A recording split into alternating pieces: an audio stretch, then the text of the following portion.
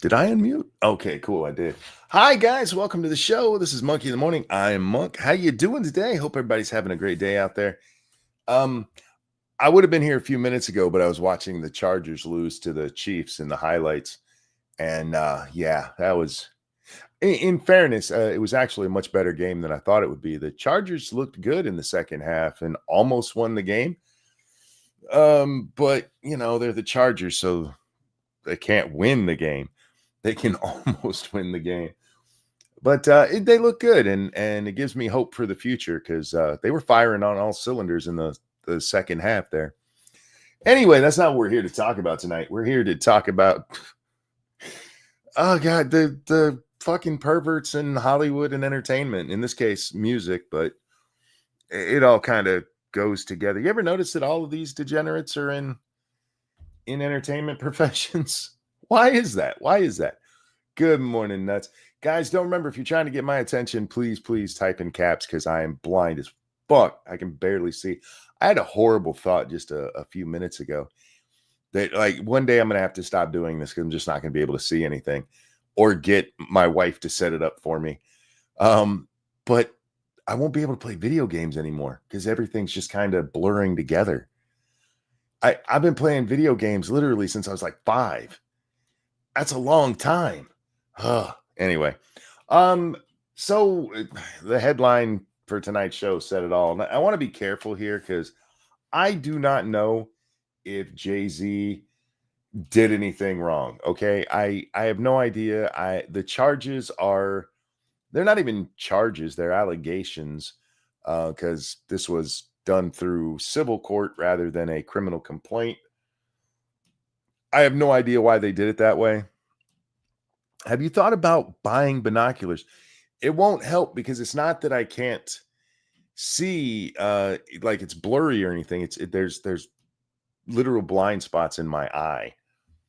All I would be doing is making the blind spot bigger. But anyway, so Jay-Z is accused in it's not a new lawsuit, it's an updated lawsuit.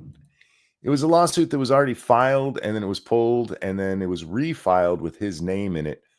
It was a lawsuit against Sean Puff Daddy Combs or P. Diddy or Puffy or whatever the hell he goes by now. Probably butt sore Combs, I would guess.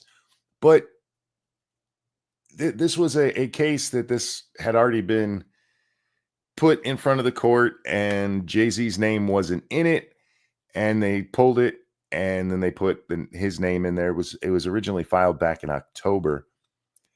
And the girl's claim, she was apparently 13 at the time, which we're going to talk about later in a little more detail. 13 at the time, and she's at a party at P. Diddy's house. Or did they actually say where it happened?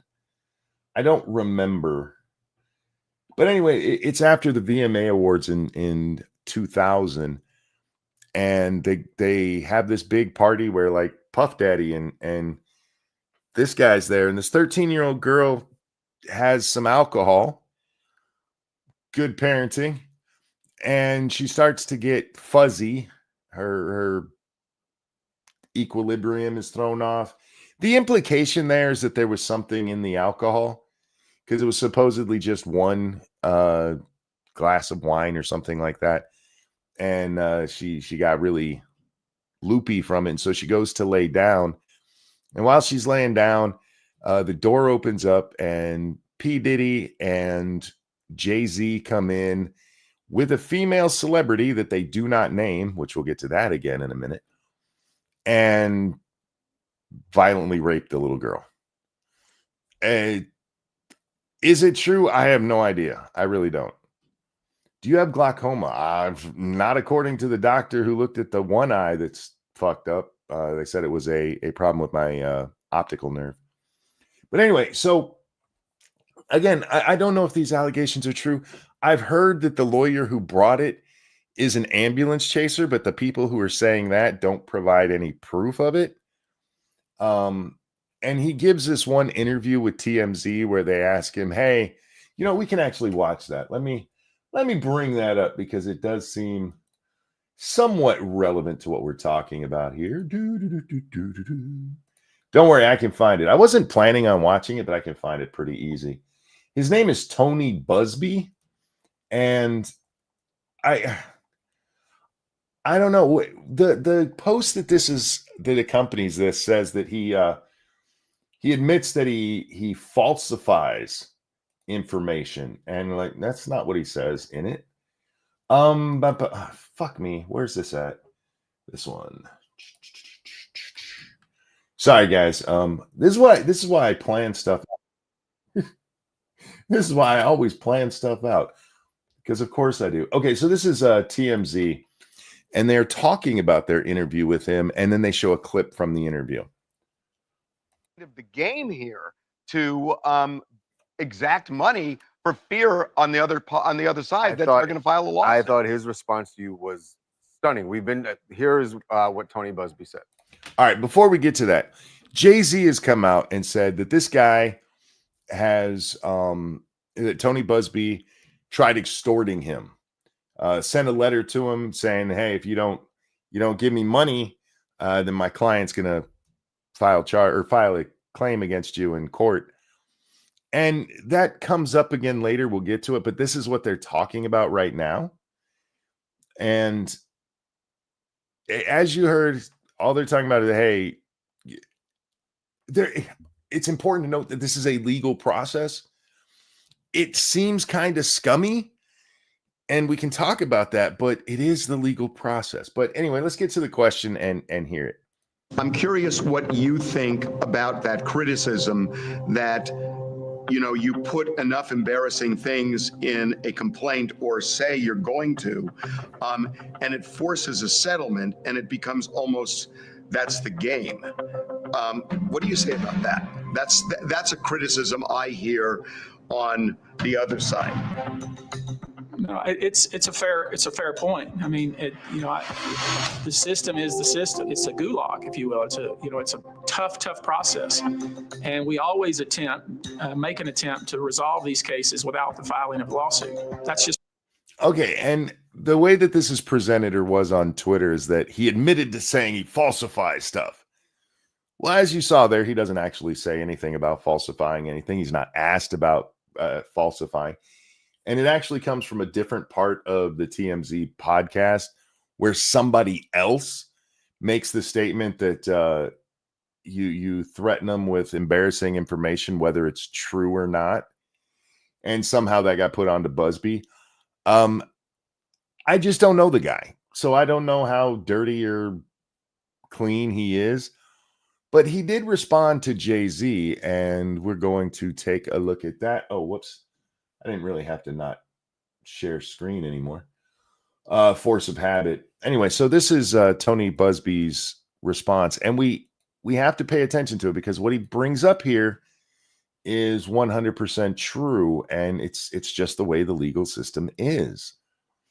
He says, regarding the Jay-Z and his efforts to silence my client, Mr. Carter, his real name is Sean Carter. What is it with these guys named Sean? Why are they all weird? Is it just a thing with the name Sean? Because I'm gonna have to rethink talking to actual justice warrior. Over on the Streamlabs, before we get into the rest of this statement, thank you for, come on, you can do it. There we go.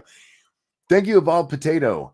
Now hear me out. How about you get permissive maintenance, like get Lady Monkey to hit your head with maybe a shovel. I think it might work. I feel like you're just trying to get retribution for things I might have done as a child. But thank you. Appreciate the donation. Anyway, where are we? Regarding the Jay-Z case and his efforts to silence my client, Mr. Carter previously denied being the one who sued me and my firm. He filed his frivolous case under a pseudonym. I have no idea what that's about. What he fails to say in his recent statement is my firm sent his lawyer a demand letter on behalf of an alleged victim, and that victim never demanded a penny from him. Now, that part is a little misleading. They may not have asked in the demand letter for any payment, but the whole idea of a demand letter is to resolve the issue outside of court.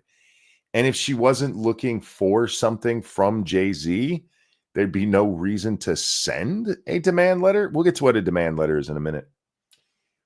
Instead, she only sought a confidential mediation. Mediation for what if she wasn't looking for money? Let's just be honest about it. She was looking for money. Whether it's deserved money or not is the only question.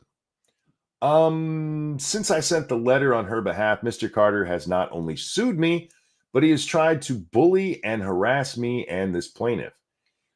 His conduct has been the opposite, or has had the opposite impact. She's emboldened. I'm very proud of her resolve. As far as the allegations in the complaint filed, we will let the filing speak for itself and will litigate the facts in court, not in the media. I'll believe that shit when I see it, because this stuff always makes its way into the media and gets litigated there long before it hits a courtroom. Him and his client staying quiet is fine, I suppose. But there's several things that bother me about this case. One, that it's going to a civil suit rather than any kind of criminal complaint. She was 13 at the time, if this is true, and that was 24 years ago.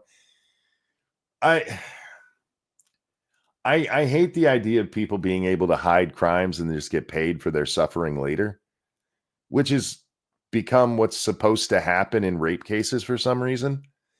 Like, she can't go through the trial, but she gonna need $1 million. You know what I mean? So I really don't know.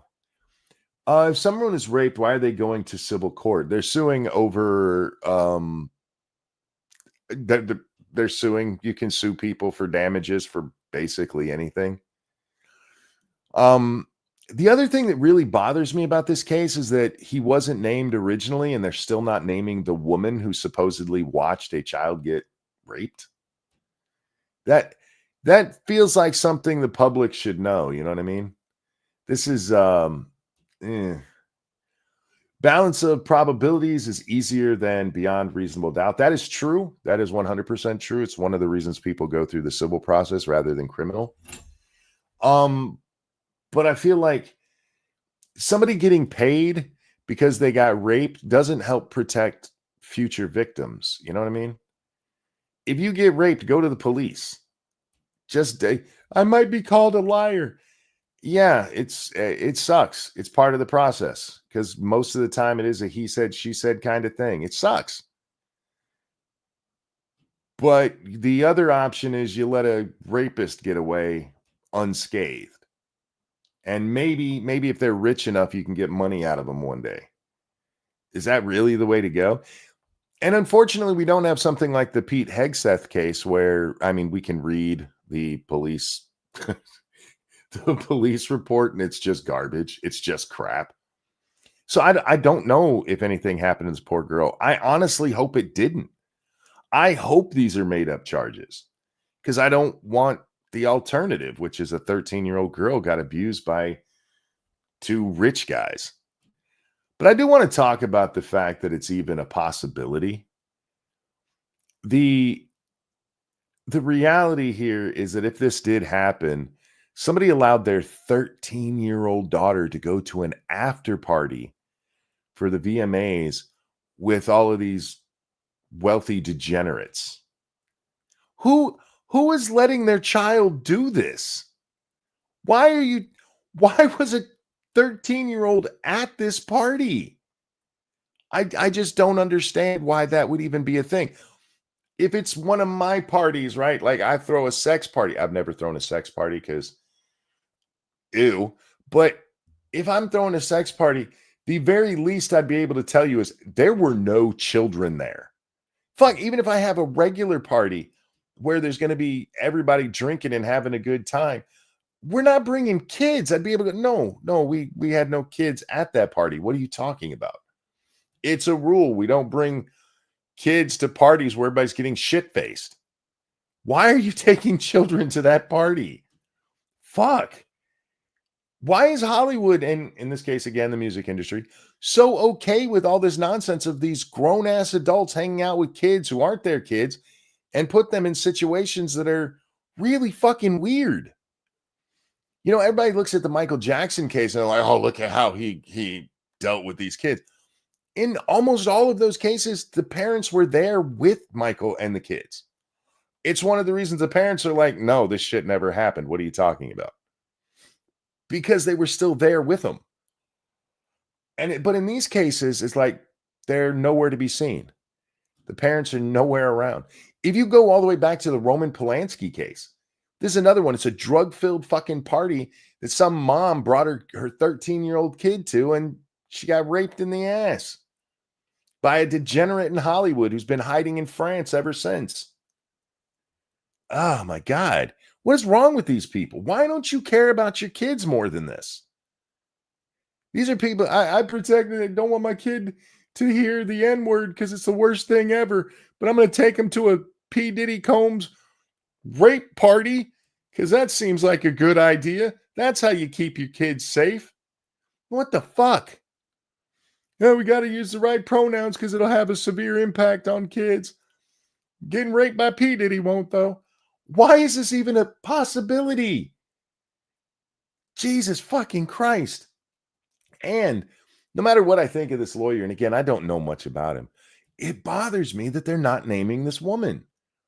Because even if you go, oh, these are the two rapists, yes, but she aided and abetted. She stood there and watched it happen according to the complaint. And she just gets a free pass. And when you look at this, okay, let's go into what a demand letter is. A demand letter is literally just a letter that you send to somebody that you might end up having to sue, saying this is what you did to me. Like, let's say you want to sue your insurance company, right? You would have your lawyer draft a demand letter saying, I paid my premiums. Your coverage says that you would cover this. You didn't cover this. Therefore, I'm going to sue you if you don't cover this. And it is a legal thing that is done because in most cases, if you want to sue somebody, you have to show that you tried to settle things before it got to the point of the courts having to deal with it. It's partially a way to keep the courts from getting overclogged with shit, keep frivolous crap out, to keep, if you and your neighbor got a fight over your apple tree or whatever, and you guys can solve it on your own, and you don't end up having to go to small claims court, it's better for everybody. So they encourage and even require in many places that you try to work things out in advance. And a demand letter, horribly named, by the way, a demand letter is one of the ways to meet that obligation of trying to work things out in advance. You go, hey, this is how you wronged me. In this case, the 13-year-old going, hey, you raped me when I was 13. We need to settle this. And he says she asked for, what was it? Confidential mediation. But again, the whole point there is to try to get something out of it. And they said no. So at that point, you can go to the court and go, there's no way we can solve this on your own or on our own. We need the court's intervention.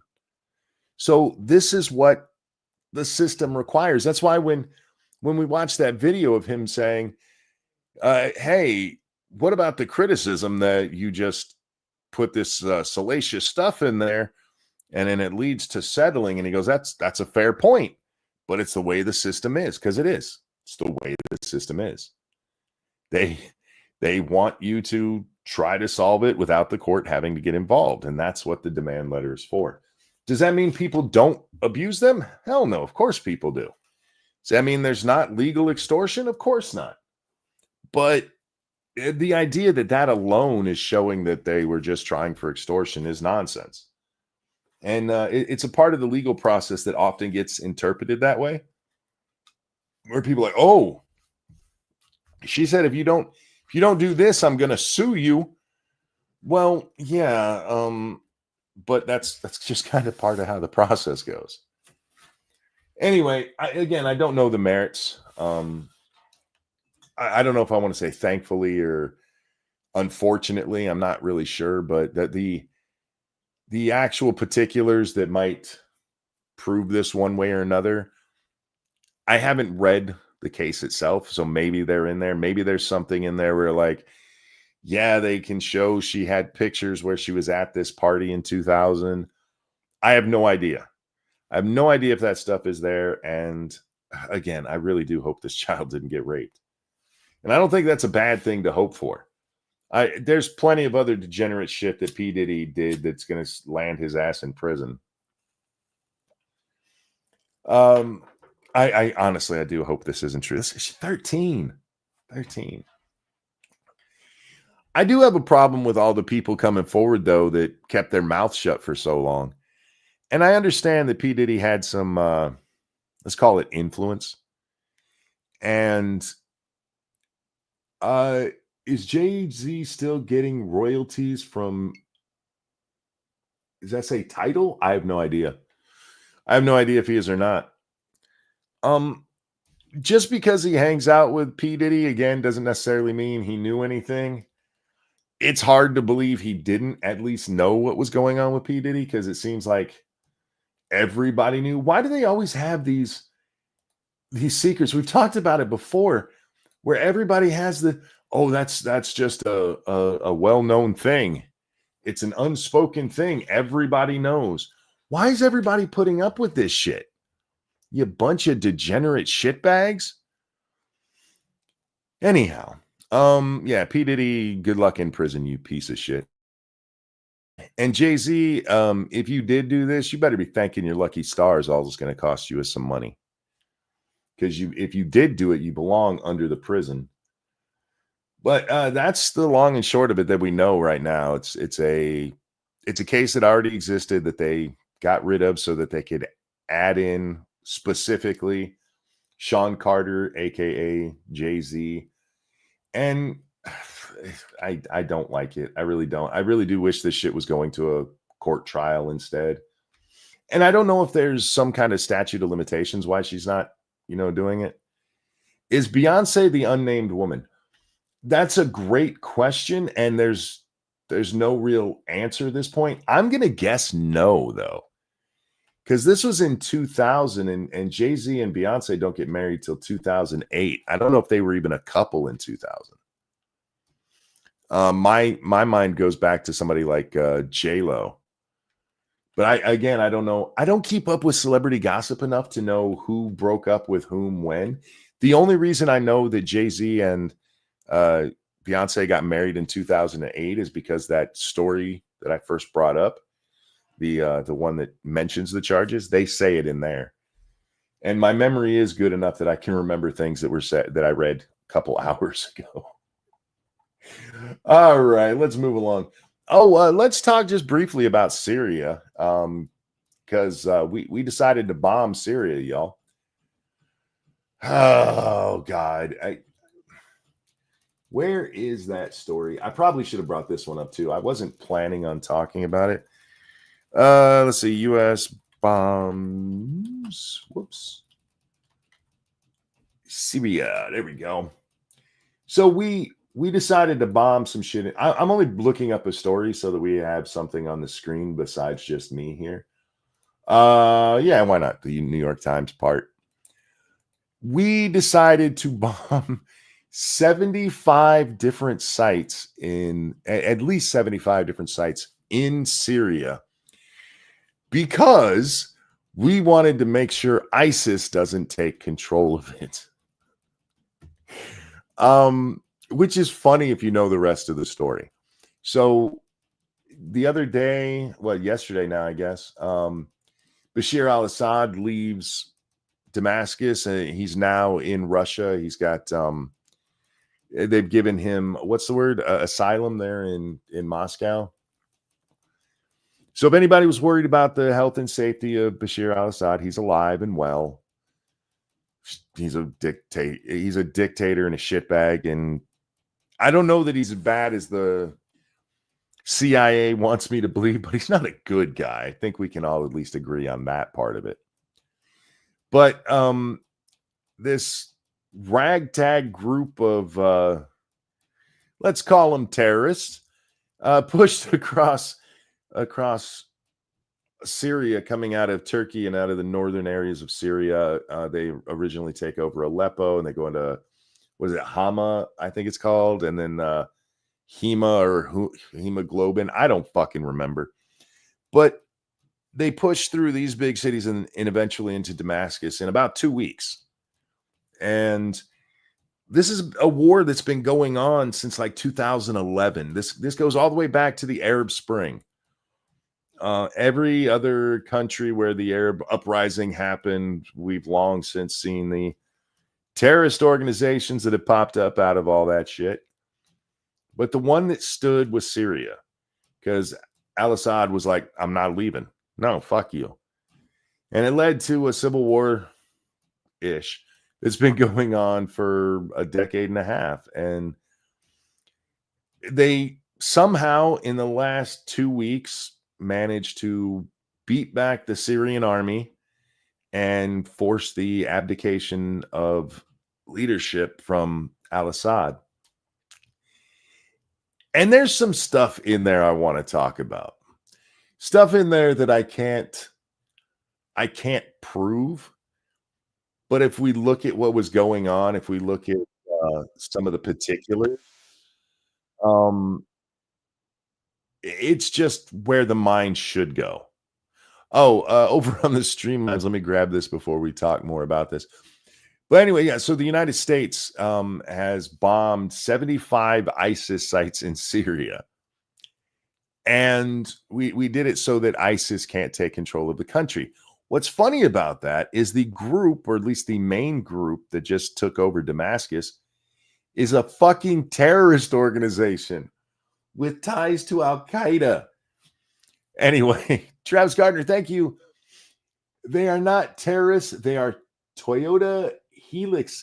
Is it Helix or Hilux? It's Hilux. Hilux enthusiasts. They are terrorists. They are fucking terrorists. The group is a designated terror group by the United States. That's who just took them over. But hey, we bombed ISIS in the country, so that's totally going to take care of the problem. Did you guys see the Biden thing? I don't have the clip pulled up, and I'm not even sure where to find it and don't care to. But he's like, the brutal regime of the Assad family's over, and now the Syrian people's will be their own. They're going to decide their own fate with democracy. No, they're not. A radical Islamic group just took over. What the fuck are you talking about, you crazy old bitch? It's funny watching the U.S. try to deal with this, because Assad might have been a shitbag, but terrorists just took over the country. Which one do you support? I think Trump has it right. It's none of our fucking concern. As long as they leave us the fuck alone, it's none of my fucking concern. But yeah, we bombed ISIS so that a group headed by a guy who literally was part of Al-Qaeda can take over and do so peacefully. Like, you can't write this shit, because nobody would believe it. They'd be like, there is no way. But let's get into the particulars here, because this is important. There's a lot of people asking, why now? Why after, 13 years of war, 14 years of war? I don't know exactly when it started in 2000. So maybe we'll be generous and make it as nice as we can for them. Let's call it a decade. It's more than a decade, but let's just call it a decade.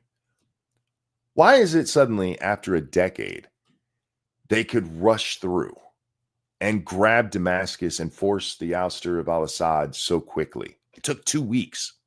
That's all it took to get this operation from start to we now run the place.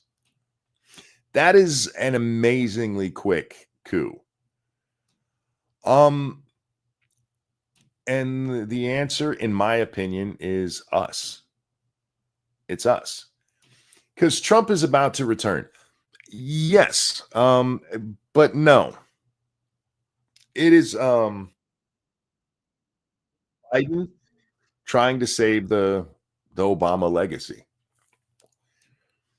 You see, I mentioned just a little bit ago, the one place that could not be taken in the Arab Spring was Syria. And that's where the U.S. really starts to get involved. And if you remember going back to the 2016 election, remember how Hillary wanted to put no-fly zones in Syria, which would have brought us in direct conflict with the Russians, because the Russians were supporting al-Assad. And a whole bunch was like, fuck, you're going to cause a war. But it is what they wanted, because they needed to have the end of their Arab Spring to keep Obama's legacy. And as we saw with the Arab Spring, I mean, that the Arab Spring literally gave us ISIS. The power vacuum that was left by this, again, let's just call it what it was, terrorist uprising, literally led to the invention of ISIS. Dark Resurrect, thank you so much for that. Feminist, $12. So let's see here.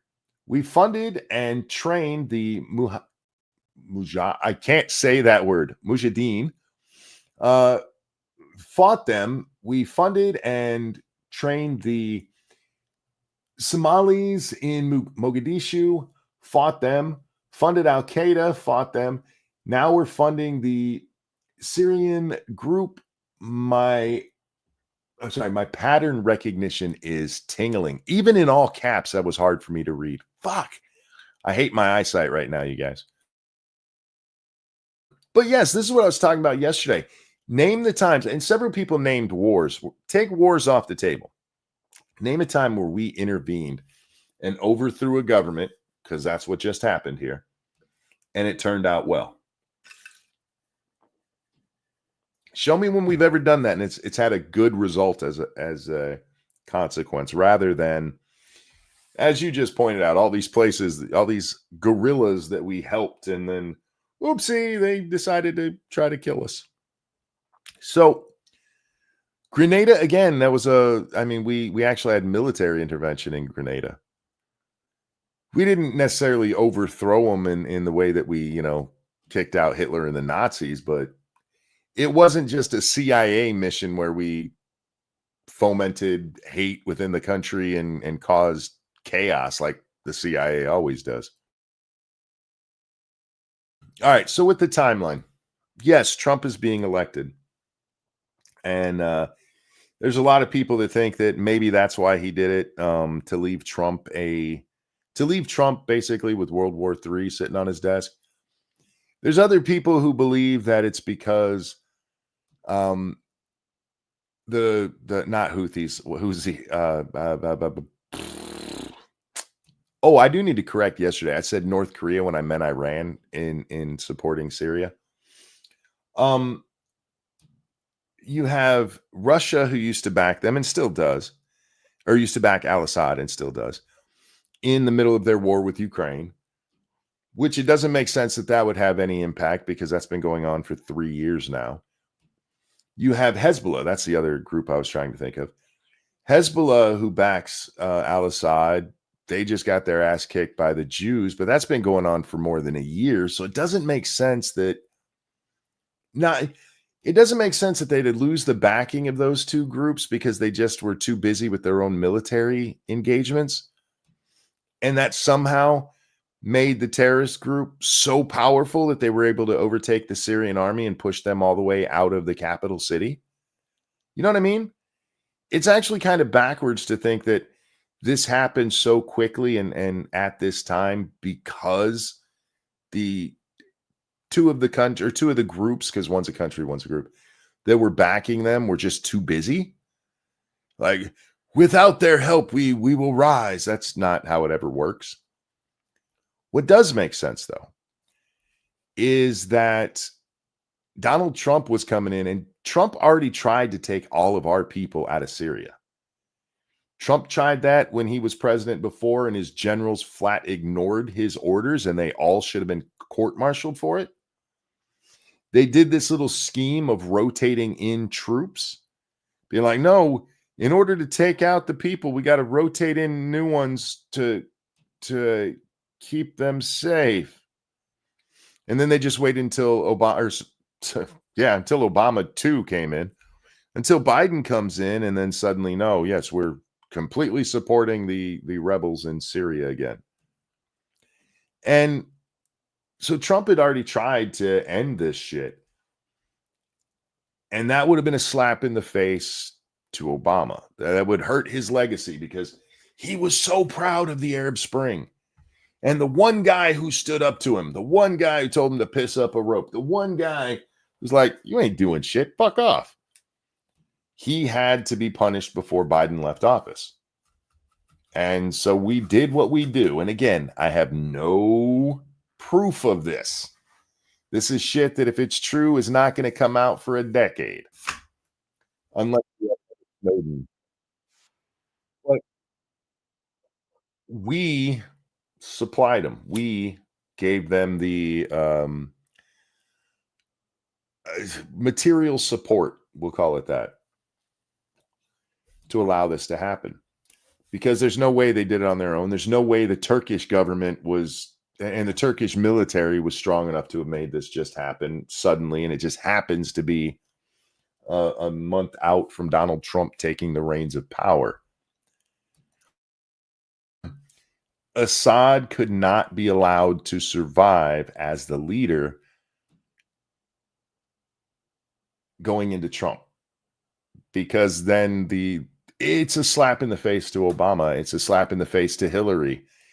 It's a slap in the face to the CIA and the DOD, because they've had their dirty little hands all over this shit too. And it couldn't be allowed to happen. That's why it happened. And again, I'm not saying Assad was a good guy. I'm not saying he should be in power. I'm just saying we did this shit. And just like with the Nord Stream, like, who could have done it? I wonder. There's only a few powers in the world that have the ability to make something like this happen, and it's not the fucking Turks. Okay? Dark Resurrect, thank you for that. Feminist $12. I'm sure if we go back 2 weeks on Google and look at night, I'm pretty sure some of the mountains and deserts of Syria would be glowing bright. It says go back on Google Maps. I missed the map word there. Sorry. Yeah. Look, it's not even a secret that the CIA is over there. It's not even a secret that DOD is over there. We have 900 troops stationed in Syria for reasons nobody can explain to me, other than Bashir al-Assad's a bad guy.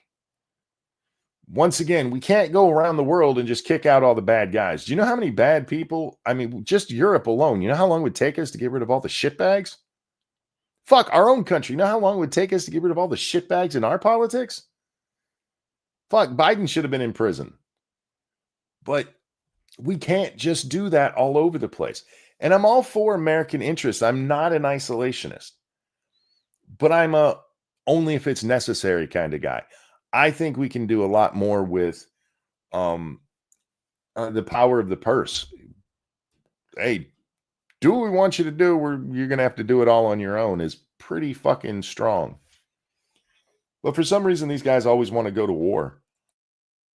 They always want to have direct conflict. It's almost like they have stock in military companies like Boeing, and who else makes what's the one? Dynamics. I forget the names of all these defense contractors, but it's almost like they get something out of it. Nikki Haley.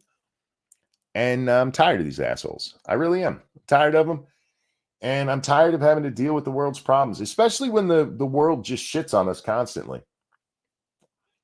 I saw a headline from a bullshit rag. You know, let's pull that up here because it makes me laugh. Don't want to talk about the communist guy right now. We'll get to him in a little bit. Where is this stupid rag? There it is. This is from the election, and it's a magazine called The New European. Still don't bathe and for some reason use the metric system. And it says at the top, election special, Trump wins, the world loses. And there's a picture of the Statue of Liberty holding a revolver to her temple, and it says, the end. The end. General Dynamics, thank you. I just want to point out the top of this magazine again. Election special. Trump wins. The world loses. Okay. If you are so weak that our election caused you to lose, why would I give a fuck about your opinion? Your system is so fucking broken that it is dependent on my system. Why would I listen to you? Why would I give a fuck what you think? I honest to God don't understand the thinking that goes into that. We all lost because Trump won. Well, you're pretty sad, aren't you? Your country must really suck if the only way that it can be good is if Biden wins or Harris wins. But if Donald Trump comes in and is like, yeah, we're not going to carry your water anymore, you get all pissed. We all lost. All you told me is that you're a bunch of fucking losers I shouldn't pay any attention to. And I don't understand the American need to have European approval. I really don't. We left those fuckers. Y'all know that, right? And they've never outclassed us. We took the best and brightest and sent the rest of the crooked teeth motherfuckers back home. Get fucked. I don't care what you think about us. When you're doing better than me, I'll listen to you. But if you guys had to actually deal with your own shit, like if you had to take care of your own defense, oh, what a different world this would be. How much money would the National Institute of Health over there in Britain have if you guys had to actually fund an army that could keep you guys safe without the Americans helping? You guys could do it, I have no doubt. But how much would that hurt all of your other social programs? It's amazing how liberal and progressive you can be when you're hiding behind our money and our lives. Break up NATO and let's see how much Europe hates us. How many of them come crawling to us on their hands and knees begging, could you please be our daddy again? Get fucked. I'm tired of hearing Europeans talk about the U.S. Get fucked. Anyway, where are we?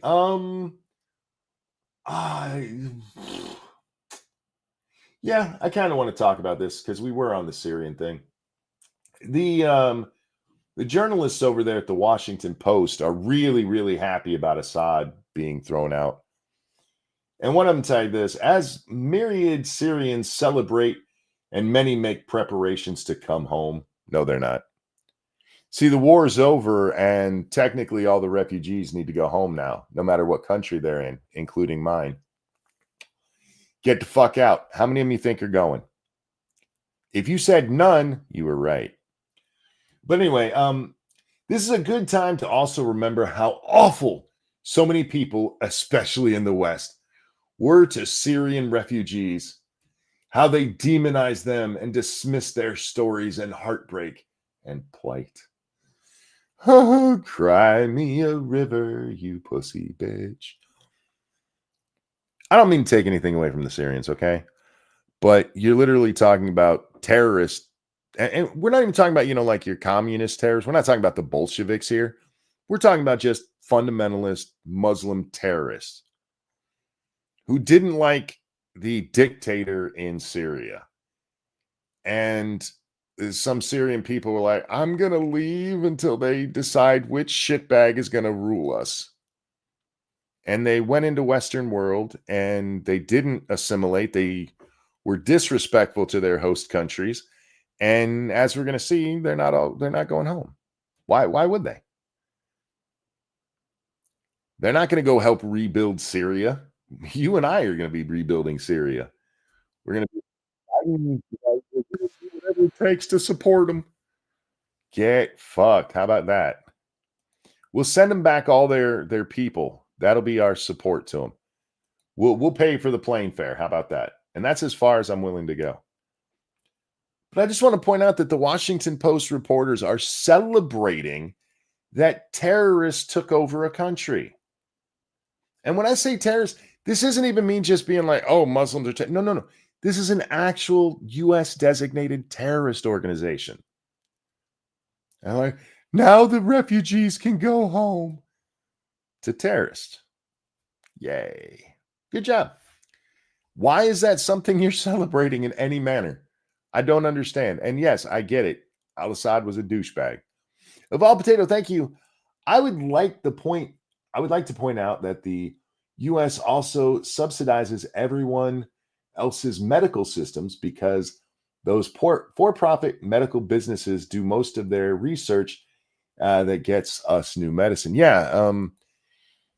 No matter what you think of the U.S. system, a lot of the research, especially in drugs, whatever you think of drug companies, a lot of that happens here because it's the only place you can do it and be profitable. So anyway, what else do we have? There were a bunch of dummies today, and I suffered for you guys. You know how hard it is to read this shit? I do not want to watch Mike's video. Which one do I want to do first? I'm not sure. There was so much. I don't care about that one. What was this one? Oh, okay. This is I don't know. This guy's like trying to get fired by CNN. I don't know why they keep letting him on their stage, other than it's getting them from views as people tune in to watch him slap around Democrats, which includes everybody else who works at the station. It was a total disgrace. He's leaving office in disgrace because of this pardon. And it's not just the pardon, it's the lying. Lied to the American people. According to NBC News, he and his top aides hatched a plan to lie to the American people. And then this week, he didn't even have the guts to go out to the White House podium and take questions about it. He sent Karine Jean-Pierre out there, who was also part of the lying. And then she continued to gaslight the American people and the media. The American people ought to be pissed, but the media, the people who cover this White House, ought to be absolutely livid at the gaslighting and then the continued gaslighting and the hostility towards the idea of transparency. This is a monumental disgrace. You think 38, 39% job approval is low? Wait until we test him as he leaves office. He's going out of office as one of the least liked and most divisive presidents we've ever had. And I agree with everything he just said, except for I think he should have pointed out lying. And for the record, the press should be pissed. This is another one of those times where Democrats make the press look absolutely clownish, just like fucking retards. And what does the press do every fucking time? They give him a pass. How many times do you have to be made to look like an asshole before you stand up and go, you know what? I don't want to look like an asshole. I was watching a clip of Anna Kasparian on with Glenn Beck today. And I'll try to remember to do that in the show. But even she, the reason that she got to where she is right now is, in her own words, she got tired of being lied to by the media. I don't understand how the media enjoys being lied to so much by the politicians. You don't have to carry their water. You could even still support progressive ideology and be like, yeah, but we're not going with that lying asshole. You know what I mean? You don't have to support him just because he's a Democrat.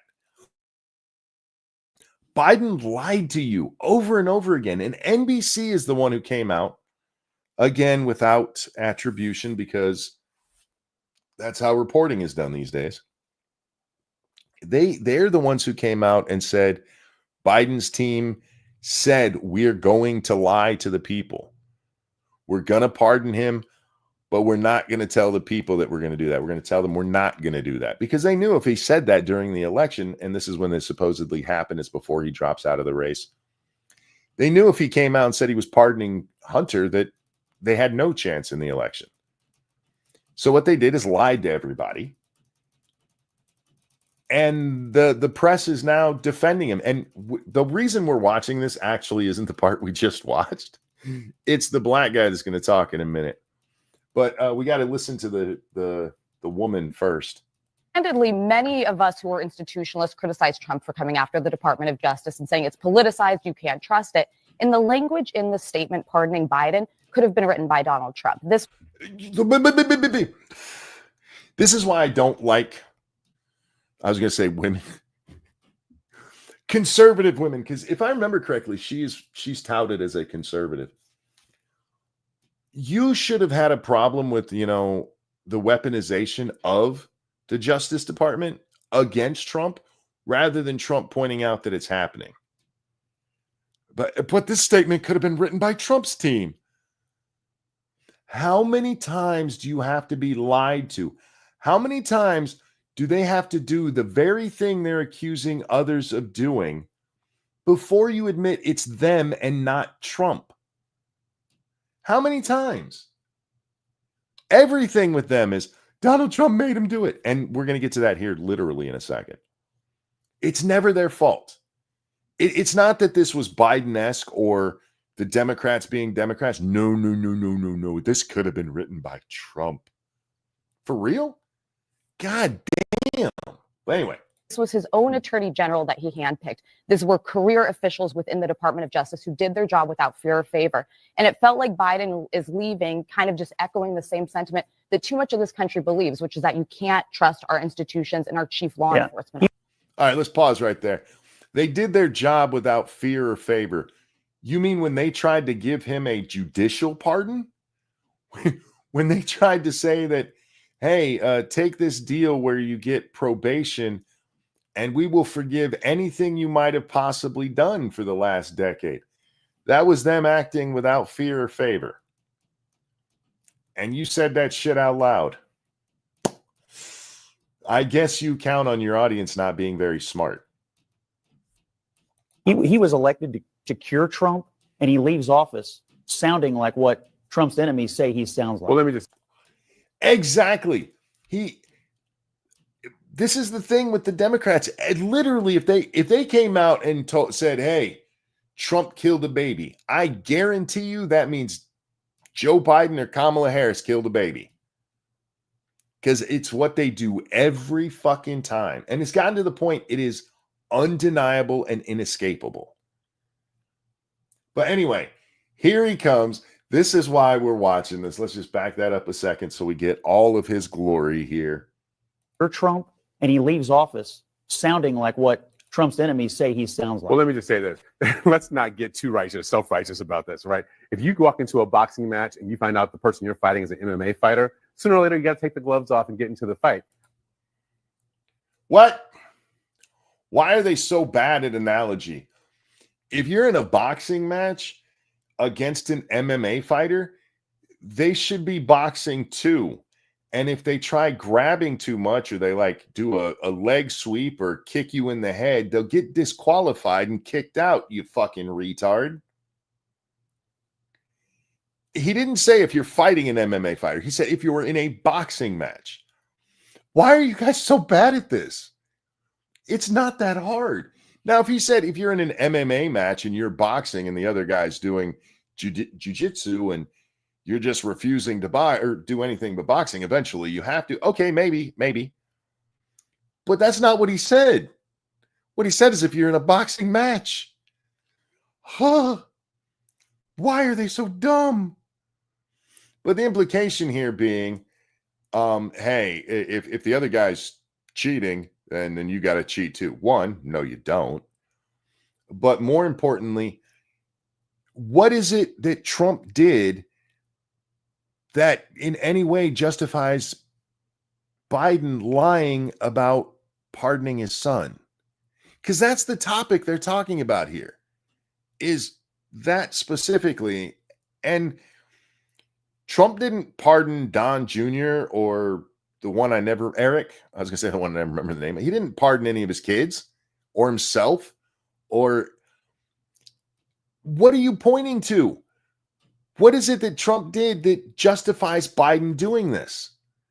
I'm willing to hear it. But what? What did he do? Of course, there's not going to be an answer there. It's just the vague, hey, if the other guy's doing this to you. See, once again, it's them just projecting what they do onto other people. I think what they have discovered in the White House is that everyone else is playing by these very pristine rules, while Trump is doing whatever he wants to do, whatever the heck he wants to do. I think what the White House learned is that they're playing by pristine rules.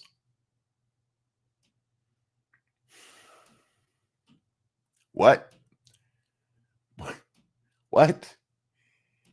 The White House is playing by pristine rules, and Trump is doing whatever he wants, and somehow that excuses Biden pardoning his son and lying about the fact he planned to do it all along. What the fuck are you talking about? When you are this dyed in the wool for one side, this is when you're a problem. Because I guarantee you there is nothing that Biden could do or that Kamala could do that this guy would have a problem with. He would find a way to excuse it. And that goes for both sides, that if you are too into your ideology, or in this case, actually your party's ideology, rather than having your own principles, you're this guy. Was going to stick around for a second and kill, but I got pissed immediately, so I'm going to bed. Have a good one, bud. Feel better. Feel better. Yeah, Satsu's been sick, you guys. He made his return to streaming today, but he still sounds bad. And I pointed that out on his stream, and somebody goes, yeah, he's been sick. I say, you sound sick. And so he goes, yeah, he's been sick. I'm like, I know that. But he still sounds like it's hanging around, was my point. I'm not dumb, y'all. Okay, sometimes I'm dumb. But anyway, back to the guy too cheerful of being a moron. The statement but wasn't, he's saying it. the statement wasn't, I fear that Kash Patel will come after my son. It was, this was essentially politicized Department of Justice. The Department of Justice is corrupt. He said the Department of Justice is corrupt. You can talk about the past if you want. They're literally talking about the pardon, which, yes, is now technically in the past. And it's in the statement. It is in the explanation for the pardon, where Biden calls his own Justice Department corrupt. And this guy's answer is like, you could talk about the past if you want to. But how do you talk about anything if you're not allowed to talk about the past? Everything has to be, hey, in the future, this could happen. Yeah, what the fuck is wrong with this? Is what I'm talking about. It'll make you stupid to be this dyed in the wool in your party. You have to be able to hold your party to some kind of standard, because otherwise you're just a sheep, a dumb one. Talking about the future, and the question is, are you going to leave all of your people, your family, and your staff up to the place where Donald Trump and his henchmen can go after them in a political way at the Justice Department? It was a total. You mean the very thing that the Joe Biden Justice Department did? Nobody has yet explained why Fannie Willis, and no, I'm not calling her Fannie Willis, had her man Nathan Wade, right? Meeting with the Justice Department twice over their state case. You're going to just leave? And look, I understand the Democrats' fear because they opened this door. They're the ones who opened the door to political prosecutions. And I do not want to see the Republicans go down that road.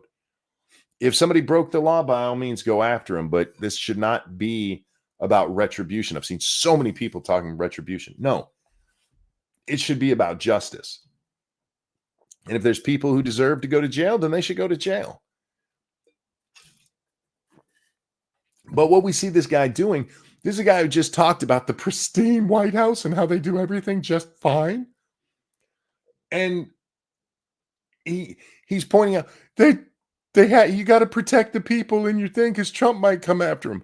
Well, where would Trump get the idea that he could do that? Couldn't be the last 4 years, or technically the last 2, where that's exactly what's been going on. Gotta hate this shit.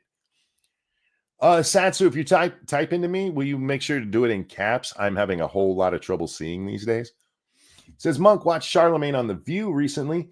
He pissed Whoopi off because he was saying the same thing you are. Yeah, I have seen the clip of him saying that, and she got very mad, very angry. Is anybody in the audience that can send me that over on Twitter and we can take a look at it? I don't have it pulled up, and I don't think I retweeted it. But Charlemagne is just saying, you can't be. This is the problem with party politics: is it'll make you sell out your soul. And I'm very much paraphrasing. And Whoopi got pissed. These are people who were not that long ago talking about how awful it would be if Donald Trump pardoned his own family or himself.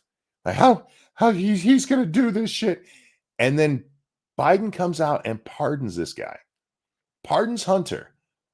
And they're like, well, I mean, he had to do that or Trump was going to come after him.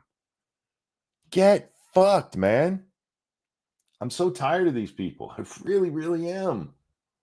All right, what else do we have? Don't. Oh, I was like, why is that guy talking about Egypt? It was about wealth disparity. It's okay. So this asshole asked on Twitter, can anyone explain to me why regular Americans with no actual capital feel the constant need to defend capitalism? And my answer to him was because they know the alternatives are all shit. And it's true. It really is. But he went on to say this. We now have greater wealth disparity than ancient Egypt before capitalism was even invented. All right. I cannot stress this enough. The term wealth disparity is communist propaganda. It's nonsensical. It's just envy. Okay? One, poor people in America have no idea what being poor is like. You know what being poor in America is like. And it's not like being poor in Kathmandu. It is not like being poor in Russia. It's not even like being poor in Europe. You guys have it so much better than everyone else. And you have these assholes running around acting like there's little kids starving in the street. It just doesn't happen here.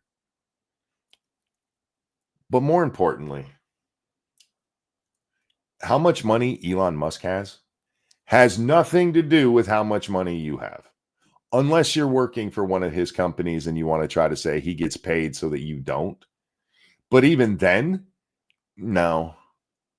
Even then, no. Because you could get a job somewhere else. Money is not a finite resource. Wealth is not a finite resource. If it was, every time we've had massive inflation, we'd all starve to death because there'd be no money to pay for all the new stuff. Wealth inflates. Just naturally, wealth inflates. But the idea of wealth, this is why they bring up wealth disparity, because they know jealousy and envy are very powerful motivators. Why does Elon Musk have all that money and I don't? Well, because you're not Elon Musk. That's why. But the real reality there is how much money he makes has no effect on how much money you can make. Him having all that money isn't stopping you from ever acquiring all that money. Fuck, maybe you're the one who puts him out of business. There's no reason to even believe this nonsense matters, but boy, did they love talking about it. The wealth disparity, you're a fucking retard. When I hear that, do you think that the people standing in bread lines waiting for a pittance, a crusty, moldy bread that their family can eat that week, were on par with Stalin in terms of wealth? Do you think the poor rice farmers in China are on par with the wealth of Xi Jinping? Do you think it's really close together? Do you think if you looked at their balance sheets, they're almost they're equity? Because if you think that, you're a fucking retard, and I don't know what to do with you. Because the reality is no. The whole notion of wealth disparity, especially that socialism or communism is going to correct the injustices, you're too stupid to talk to. if you believe that, you're just too stupid to talk to. I'll still talk to you because it's funny. I enjoy talking with people like that because they're dumb and they just do not understand how the world works. But yeah, Elon Musk or Jeff Bezos or is Bill Gates even among the? Remember when Bill Gates was the richest guy on the planet? Is he still even up there? How much money those guys have is not keeping you from making money. It's not. Stop blaming them for your problems, especially if you live in America because you don't have the problems you think you do.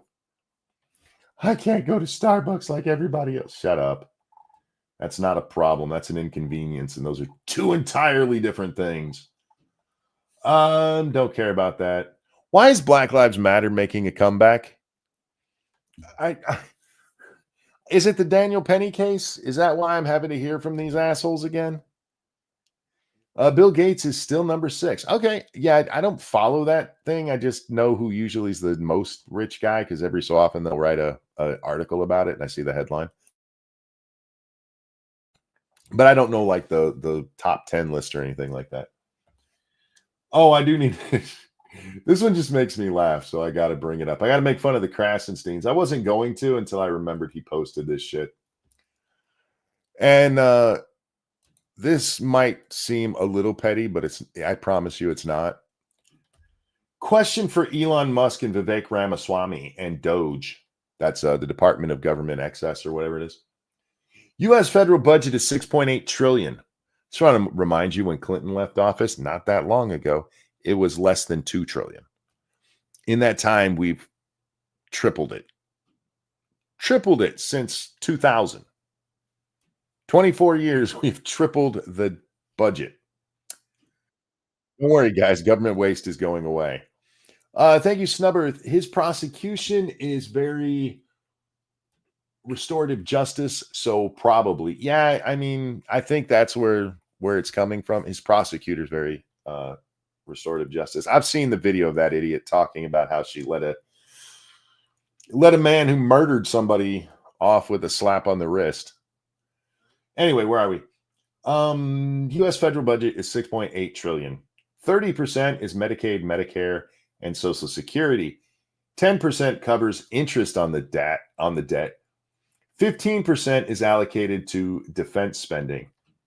After these major commitments, there's about $1 trillion left in non-defense discretionary spending, some portion of which could theoretically be reduced. That's as far as we need to read in this, because we're going to do a little bit of math. All right.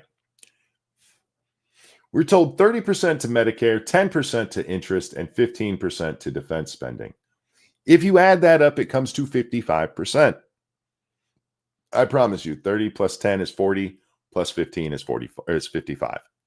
Did I say 45? I meant to say leaving 45%. So 55% of the budget is taken care of there, and 45% is left. And in Brian's world, 45% of 6.8 is 1.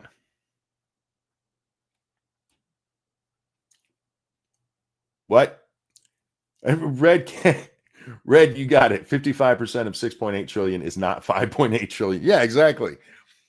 45% left over. It's just over $3 trillion. So the only point I'm making here is he's a dumbass and you shouldn't follow the Krasensteins for anything more than mockery. That leaves about 1 trillion. I'm going to need to see. I'm going to need you to go to an Asian re-education camp, an actual one that'll teach you math. Aren't you Jewish? Why can't you do simple math? Especially when you're talking about money. That's money math there, man. It's always a good time to make a cheap Jew joke. And I totally, if I had to hire an accountant, it would be Jewish or Asian because I trust them most with numbers. Where are we?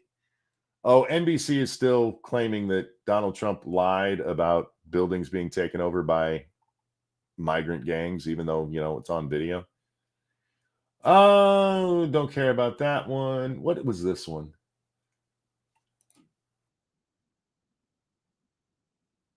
Oh, this is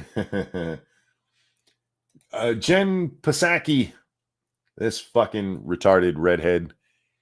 She was over there on Meet the Press because why do they always have? I guess it is Meet the Press, so they're meeting people in the press. Isn't Meet the Press supposed to be them talking to like politicians and movers and shakers? Jen Psaki is a talking head on MSNBC. Anyway, Case Kamala would have done a lot better if that was You the know, case. one of the things that struck me, Kristen, yes, Yeah. the tone was different, but it doesn't mean it's a difference in his priorities or his policies. Because even when when you listen to what he had to say about retribution will be through success. That's not saying he's not going to go after his political enemies. what? He said his retribution will be success. And that's not him saying he won't go after his enemies. Yes, it is. How is it those of you who can find so much meaning in his words that doesn't exist can never find the meaning that does? I just don't understand. These people can find the dog whistle in anything, but when he just blatantly states stuff, they're like, he's not saying he's not going after people. My retribution will be succeeding. That's him saying my retribution isn't going to be throwing people in jail. What? Oh, I hate these people. What I heard was him trying to give some space for himself for plausible deniability because he picked these people, and Carol touched on this. Pam Bondi and Kash Patel are election deniers. So, what does that have to do with whether or not they'll be seeking retribution? By the way, being an election denier by saying there was some fishy shit that went on and I believe Donald Trump won, that's not election denial. Nobody's denying an election happened. You can say outcome denial if you want to. I need you guys to start using better language. Patel is somebody who has empathized with QAnon. They know what the direction is. He does not need to direct them. This is Did she say the wording I just thought she did? I missed this when I watched Pam it Bondi earlier. and Kash Patel are election deniers. Kash Patel is somebody who has empathized with QAnon. Someone who has empathized with QAnon. She did say that. She said, I guess I need to see the quote where he empathized with them. Did he say, that's a weird choice of words because she doesn't say that he backed them or he agreed with them. He said he empathized with them. I know she'll never give it, but I kind of need to see the quote she's talking about. But anyway. They know what the direction is. He does not need to direct them. This is why he picked them. They have passed the loyalty test. So what struck me is more tone, not a difference in what he intends to do or what he wants the people he's nominating to do. See, I tell you guys this all the time. When people like Jen Psaki here tell you what Donald Trump is thinking or how Donald Trump is going to do things, they're really telling you how they would do it because she didn't point to anything like they know what they're supposed to do based on what? Leave a woman to bring up tone, right? Good point, Bubba. But what are you basing this on? What are you basing this on where they're just going to know that they're supposed to go after Donald Trump's enemies? Wouldn't it make more sense that they would go after their own enemies rather than his? But what she's telling you here is that if it was her or in the case of what we know happened, her boss, I don't think there was any meeting where they sat down and said, go after Trump to stop him from running for president. I think everybody just knew their place because that's how these people act. And it's what we saw. And as far as we know, there was no meeting. So I'm going to go with that. And what we're seeing here is Jen admitting how things are done in the Biden administration and putting it on Trump. It's the kind of stuff where the white guy who says all white guys are racist. No, you're racist, and you're trying to justify your own guilty feelings by blaming me for your sins. And that's what we're watching right here is her doing that exact thing to Trump. He didn't have to say, look, what he actually said, we shouldn't listen to. She finds meaning where there is no meaning, but gets the wrong meaning out of it. How do they do this every time? It can't be coincidental. At this point, they're just liars. And speaking of just liars, for the other side who's like, you never pick on Republicans, let's pick on some Republicans for a little bit, shall we? Because Mikey Johnson was over there on Fox News, and he wants to talk to us about cutting spending. Down. We've always been advocates of limited government. Oh, liar, liar, liar, liar. Nobody who's been in our government for a long time, I don't want to say nobody, because I would give the Paul boys, Ron and Rand, a slight pass on this. But most of the people, especially in Congress, they're not for limited government. There's no power in limited government. And these guys love their power. How far in is he? He's 3 seconds in and he's already pissed me off because he's lying. You're fucking lying. You are the House leader right now. You're the Speaker of the House. How many bills have you brought forward? Even that didn't get it to the Senate, right? That the Senate just sat on it. How many bills have you pushed forward that reduced government? That if they could have made it through the Senate, they could have made it to the Biden administration and get a sign from old retard himself. How many have you put forward? None. Individual freedom. And so here we have what I think, Martha, is a generational opportunity to make real transformational change to the administrative. I agree. We have basically a once in a lifetime chance to fix the excess of our government. Unfortunately, it relies on our government to do it. Who votes themselves a pay decrease? And that's what we're talking about here, because you're talking about limiting their power. But anyway. State, the deep state. We want to take a blowtorch to the regulatory state. No, you don't. I think what Elon and Vivek have in mind can help us in that regard. And so I invited them both to come to the Hill. For the record, Vivek and Elon, there's not a lot they can do.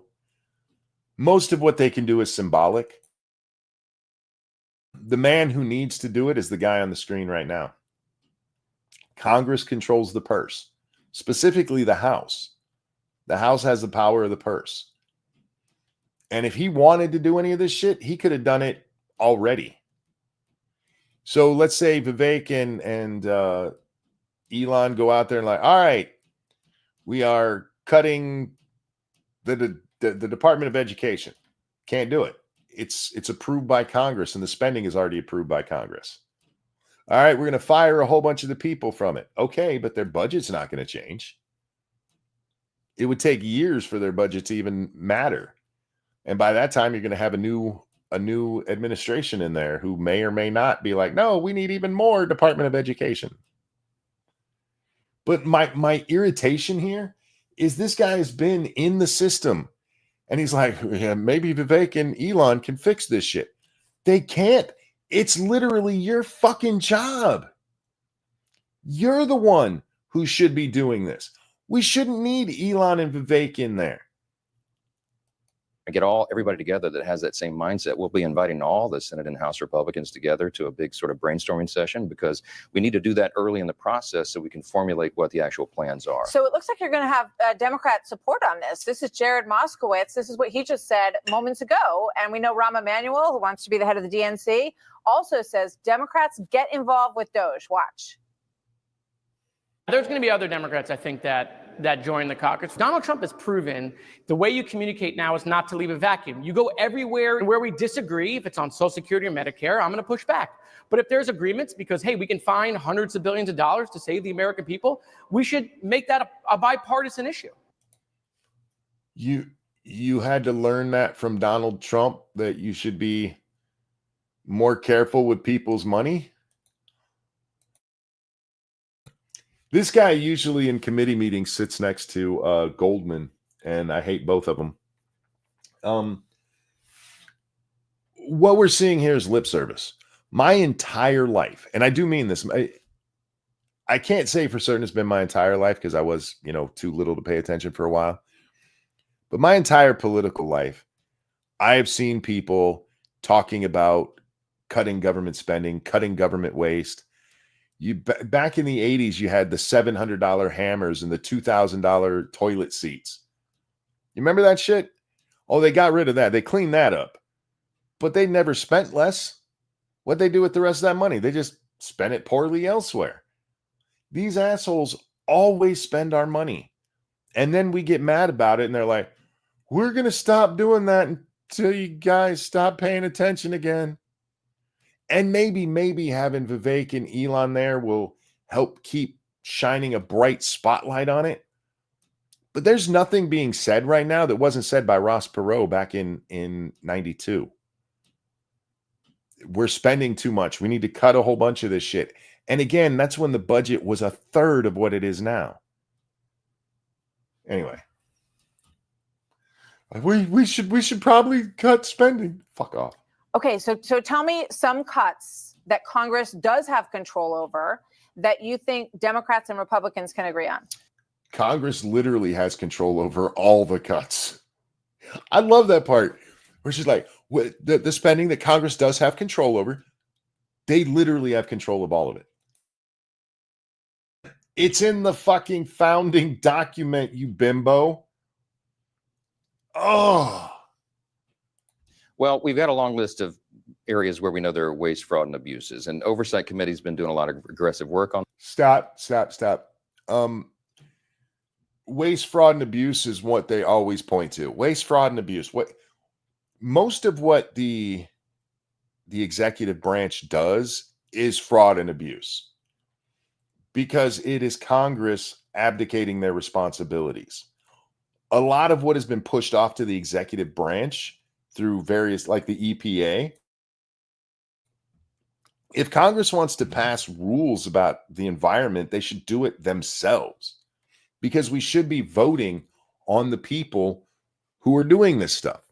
And so what they did, so that they can deny any responsibility, is like, no, we're not going to make environmental policy. What we're going to do is set up an executive branch, an environmental protection agency that's under the purview of the president, who has all the power to do the stuff we do without us actually calling it a law.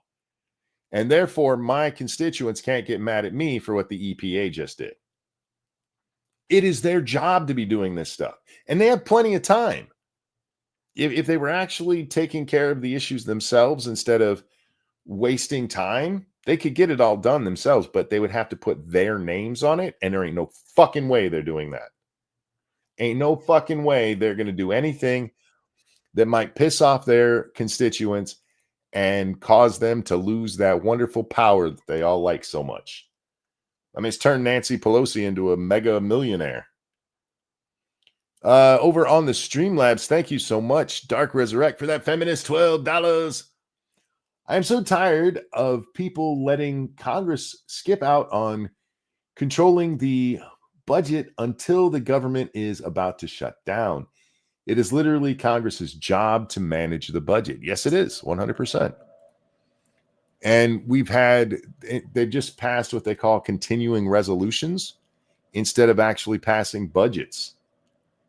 And it's part of the problem, because when you just pass a continuing resolution, like, yeah, just throw another 13 million at it, it just keeps adding up over and over and over again. And none of them have to put their fucking name on it. Like, look, I voted to keep the government from shutting down, not to spend all this wasteful money. Well, you voted to keep the government that was wasting all that money funded. I saw somebody today, because Joni Ernst has earned the ire of the Republicans, and rightfully so, because she's basically like, fuck Pete Hegseth. She's really big on victim advocacy for any woman who's ever claimed a guy looked at her cross-eyed. And so there's a whole bunch of people out there who are pissed off at her. And I saw this one person like, she shouldn't get to stop the president. How'd they put it? The Senate shouldn't have this kind of power over the president. They don't really have power over the president, but they do have a job to advise and consent. And if you have a problem with how they're advising and consenting, you should hire different politicians. You should get different leaders, not be like, we should give the executive even more power, because that's how we got to where we are now. It's literally Congress abdicating their responsibilities and the people being fine with it. Congress has had, depending on what year it is, as low as 20% in their approval rating.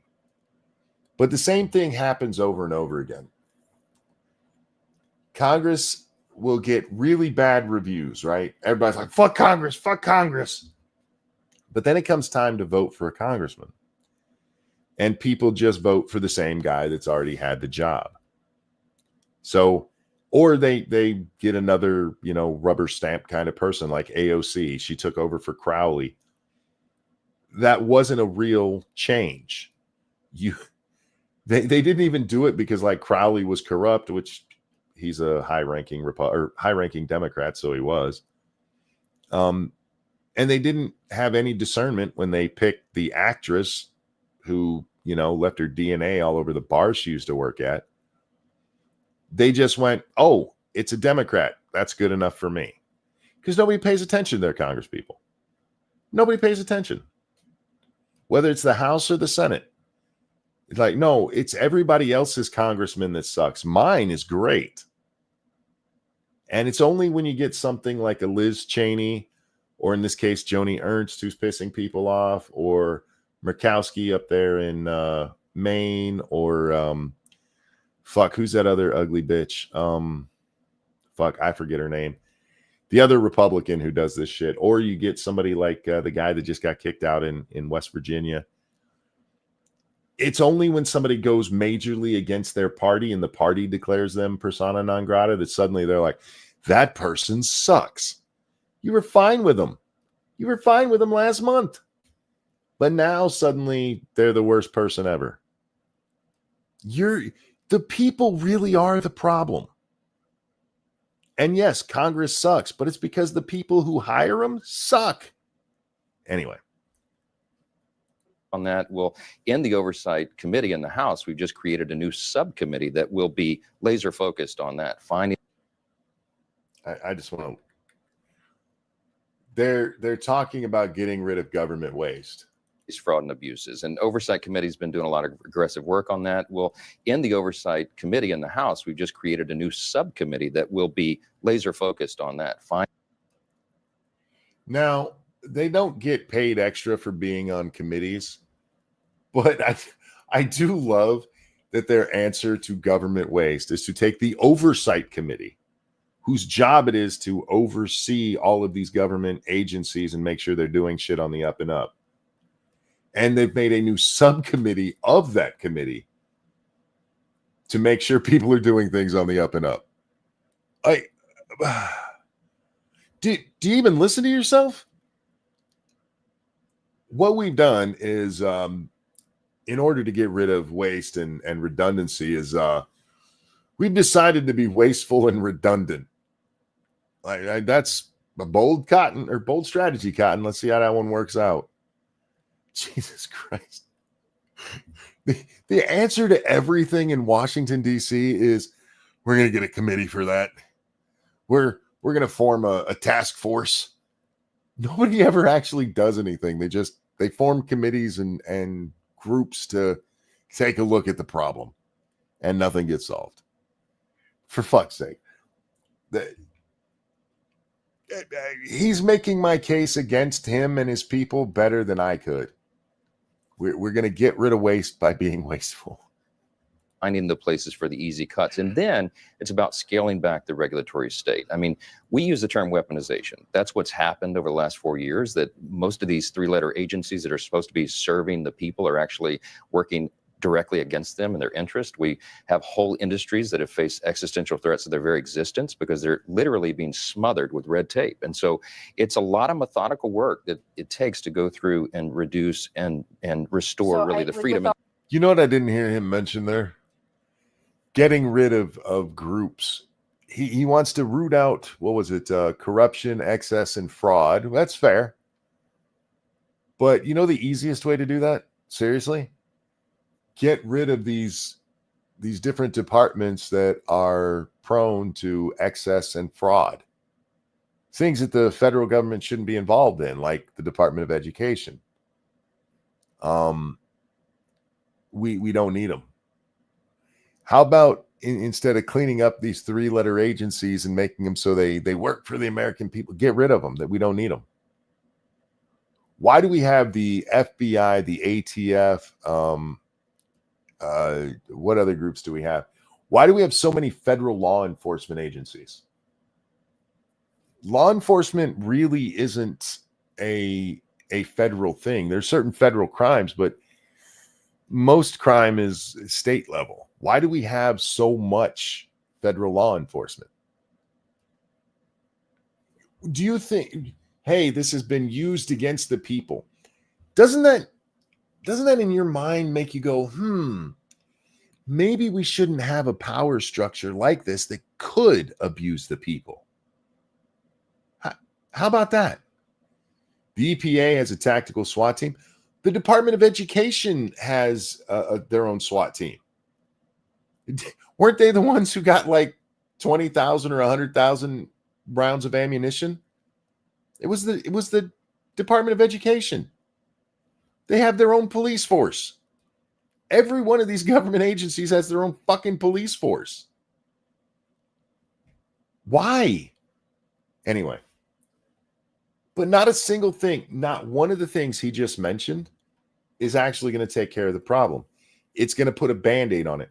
We're going to check into it and see where fraud exists. The whole fucking system, dude. The whole system. Thought that was the IRS. The IRS has always had, remember, IRS comes from it's the Treasury Department. The Treasury Department is the Secret Service, or when it started. Is Secret Service still part of Treasury? I don't remember. No, because it was the ammo thing was the DEA. No, DOE. Fuck me. DEA was the other law enforcement agency I was trying to think of earlier.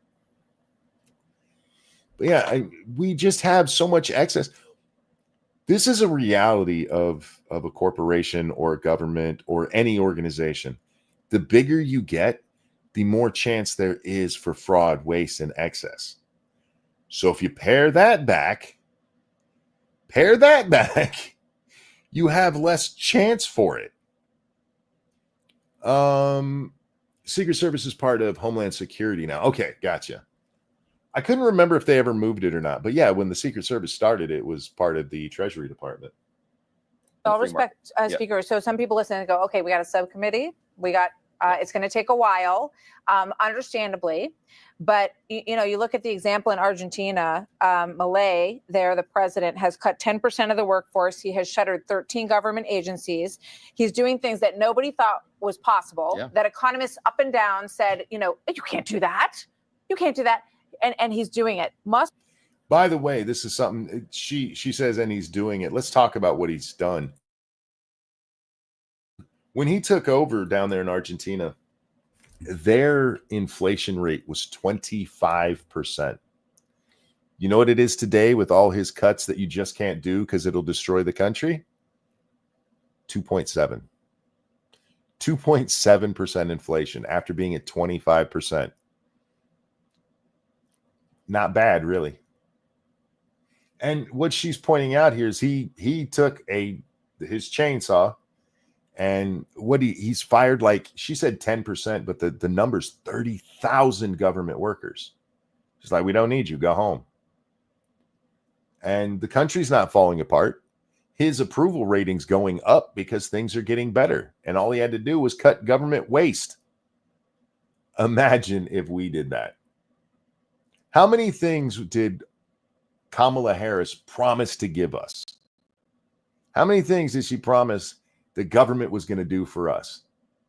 We don't need the government doing shit for us. Take care of the things you're supposed to take care of, and for the rest of it, shut the fuck up and sit down. The answer to everything is not more government. In fact, that's the exact wrong answer. God damn. Anyway. Musk wants to take government agencies from 428 to 99. Can it be done? We certainly hope so. We want to be willing. No. Wrong answer, Mike. Wrong answer. We have over 400 federal government agencies, you guys. And what they say is that, hey, some of them are within other agencies. It's kind of subcommittee thing going on there. We don't need them all. We do not need 400 and what is it, 38? I forget the exact number. We don't need all of those. Can we get that down to 99? Do you know how many we had at the beginning? Go all the way back to Washington, and I do think that we needed some more. But do you know how many the country started with? Have I asked this recently? I can't remember if I did or not.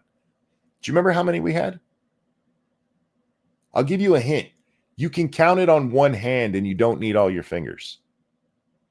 There were 4 federal departments when the country started. 4. That's it. You had the Department of State, the Department of War, you had the Department of Treasury, and what was the other one? I forget the final one. But yeah, there were only 4. That's all there was. And from there, we have 400 plus. What is that on average every year? Because the country's 250 years old, so we've added about, what is that, 20 a year? Is my math correct there? We don't need that many. We just don't need that many. Fuck. Health, Interior, no, it's not those. Postal, was it Postal? I don't remember what the 4th one was. I really should look it up again. Can we get it down to 99? Get fucked, man. Partners in that. And we have a... I don't know why you can't just answer yes on that. But I do know why, because it's where their power comes from. Oh, yeah, no, 2 per year. Oh, yeah, 2 per year. I said 20. I had it way too high. Yeah, 2 new agencies every fucking year since the beginning. And for the record, most of those have come in the last 100 years. We don't need them all. We just don't. All right, what's going on the rest of my timeline today?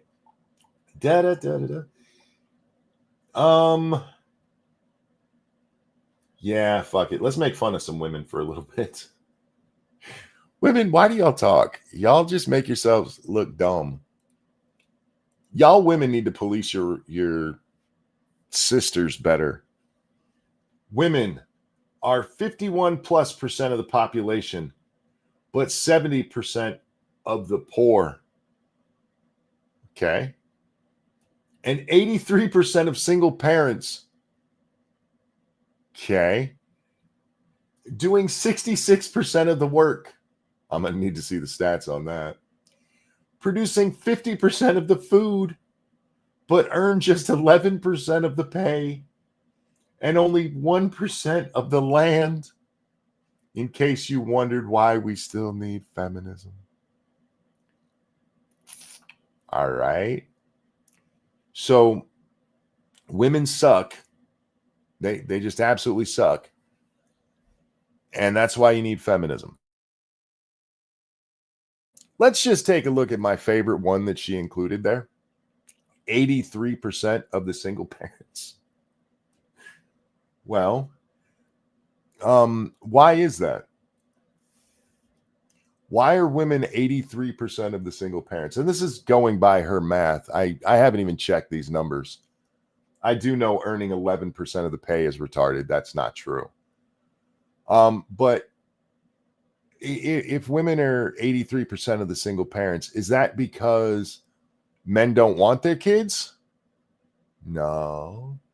Is it because they keep getting knocked up by baby daddies they don't even know and can't figure out how to use birth control? Yeah.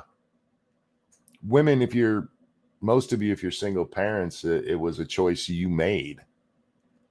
Contrary to popular belief, men are not just walking away from their kids all the time. Even when it comes to black men, this is one of the statistics that never actually gets talked about. Are there a lot of single parent black families? Yes. Is it always the case where black guys are just going out for cigarettes? No. There's a ton of black guys who are like, I want my kids, and they can't get them. They want to be family men, and they can't. Because women get to make that decision.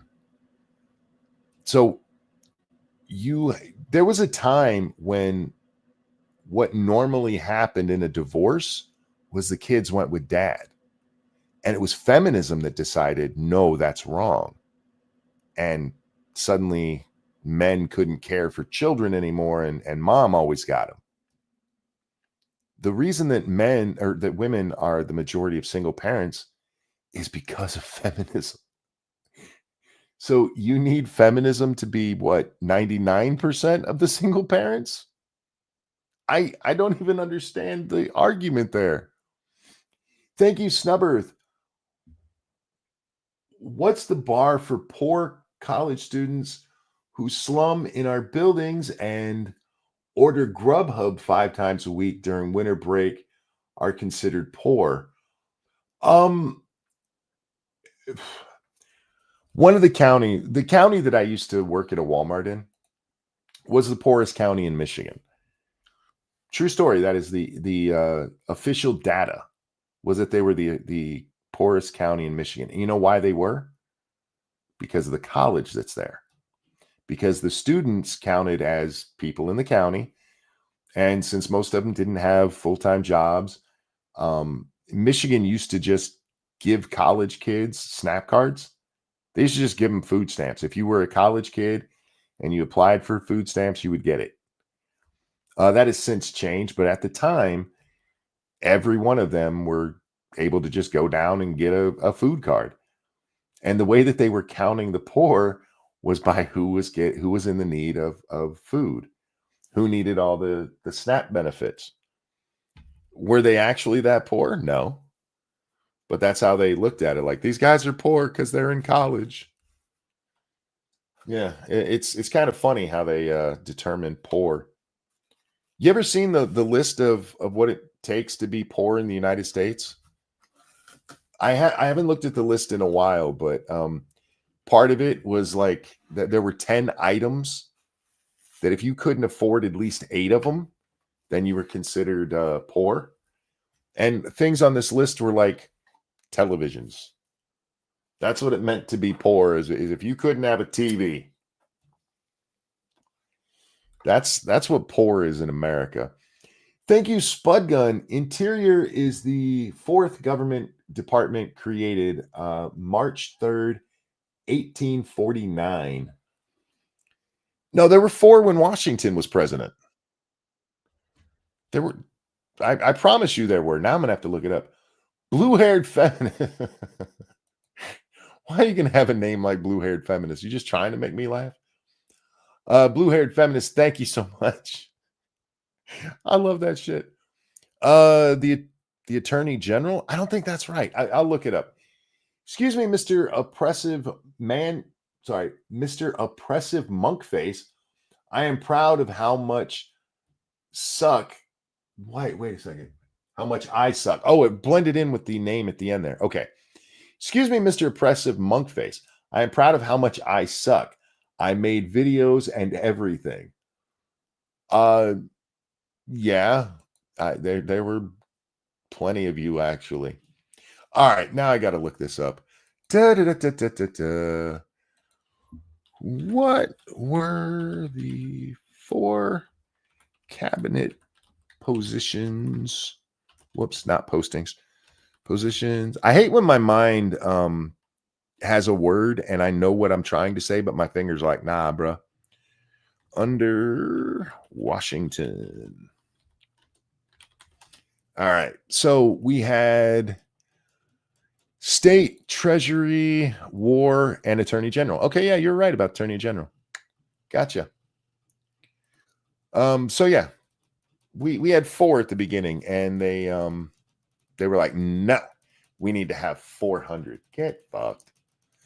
I've been saying get fucked a lot lately, and I feel bad about it because I feel like I should mix it up more. I don't feel bad about saying it or telling them to get fucked because I mean it. But I just feel like I'm not expressing various different ways of saying it. All right. I do want to talk about this one. Yeah, this is an ongoing conversation, so I'm trying to pick up where I want to pick up the conversation. A surprising lesson of the last decade was how little fuck you money seems to exist. It was heartbreaking to watch billionaires, especially in Silicon Valley, genuflect in slavish subservience to the woke crusaders and enthusiastically provide a vigorous fellatio for a decade. To which somebody else retweeted it and said, fuck you money is mainly a myth. All right, that's as much as we need to read. You can read the rest of it yourself. But no, fuck you money is not a myth. Silicon Valley, a lot of the people there have plenty of fuck you money. Fuck you money means you can say whatever you want and you don't have to worry about the consequences. Because even if you lost your job and everything, you were still going to be fine and you didn't have to care what these people thought. But here's the real dirty secret there. The problem wasn't that these CEOs and stuff gave in to the woke mind virus. It's that they believe in it. They could have walked away anytime they wanted to. They're like, fuck you. I don't care what you think. Something like Joe Rogan. Yeah, Joe Rogan has fuck you money. And he has fuck you influence too, because they can't cancel him. But these people have it in their head that no, it's just that kind of money doesn't really exist, or it's a myth. No. The myth is that the Silicon Valley guys, these people who went through college, aren't part of the woke mind virus, that they aren't enthusiastically involved and embracing the mind virus, that they're not shutting people like me up for dare. Who was it that got in trouble? Was it Zuby?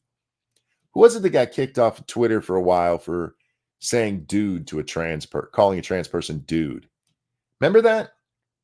You think the people that were working at Twitter at that time were just like, oh, we can't stand up to people who think this guy needs kicked off because they'll get us? No, they were all on board. We saw it when Elon took over. How many of them were like, oh my God, I'm quitting because he's not going to censor everybody? They weren't being forced into that way of thinking. It's how they think. We have a real problem in our colleges. We have a real problem with these people who are being indoctrinated into this bullshit. It is being taught from preschool now. From preschool. They have started with teaching kids nonsensical bullshit like trans. That shit is going on to 3 and 4-year-olds. There was a video that surfaced the other day where I think I saw it on Megyn Kelly, where somebody heard about what was going to be in this classroom, whether I think it was posted is what they said. And so they stood outside of the classroom and just recorded the person inside. And these were 7th graders, and they were teaching them all about non-binary and gender fluid. This is what they're spending their time teaching kids. Kids can't do math. They can't read. They can't write in cursive or at all. And they're taking time out of their teaching stuff, their teaching time, and talking to them about, I My gender changes all the time. It's what the chick said. It was clearly a chick who was teaching this. Not that has anything to do with it. I'm just saying that because that's who it was. They actually say that they use she, her pronouns, but their gender, it changes all the time. They're not non-binary, but they're gender fluid. 7th graders are hearing this shit. And you think the people who've gone all the way through master's and PhD programs, an extra 8 to 12 years of study, aren't right on board with this indoctrinated bullshit? Come on, man. Be smarter than that. Be smarter than that. Oh, it's time to make fun of Melanie Mack for a little bit. Because goddamn, she's stupid. Sorry, Melanie. You seem like a perfectly nice girl. Your voice is grating as fuck, but you're dumb. It is a good thing you're pretty, but I'm 18 when you're almost 40 is starting to get really old because your face is wrinkling. Hold on to that as long as you can, sweetie. So a conversation comes up about, I guess I should bring it on the screen. There's a video from a video game, and somebody, okay, I am not going to play the video. Well, yeah, she's covered. I can show it. I'm not going to play the video because she dances suggestively. She shakes her ass. But this is apparently from a video game. I don't know which one. I'm not sure. And she kind of sexily shakes her ass. And the tweet asks, "Is this what gamers want?" And I love that this is how the question is always posed. I was 13 once, and if I was 13 and this was in a video game, I would have wanted it. I'll be honest with you. Right now, I don't care. It's a video game. I'm not turned on by fake ass, if I'm being honest. I'll look at it. She got a nice ass. It's how you know it's a video game, because it's a white chick with an ass. But maybe she's in heels. I don't know. But the question is this what gamers want? And an argument pops up between some guys who are, older now than when they first started playing video games. I really hate when adults forget what it was like to be a kid. There was nothing naked in there. It's just a chick in mostly revealing clothes. Shit you can see at a beach. I'm not offended by that. But they get to talking about it, and Melanie says this: attractive characters don't have to emulate strippers. We can want attractive characters without wanting them to act slutty. She was dancing. I don't know why this is such a controversial take. I'll tell you. I'm happy to tell stupid people the things they don't understand. It's that word "we." That's where I have a problem with what you said. We can want. You can. But you don't speak for all gamers. In my experience, the only thing you can point to and say all gamers want is a fun experience. They want a fun experience. And that experience can be as varied as Candy Crush and Fortnite. It can be Black Myth Wukong or Super Mario Brothers.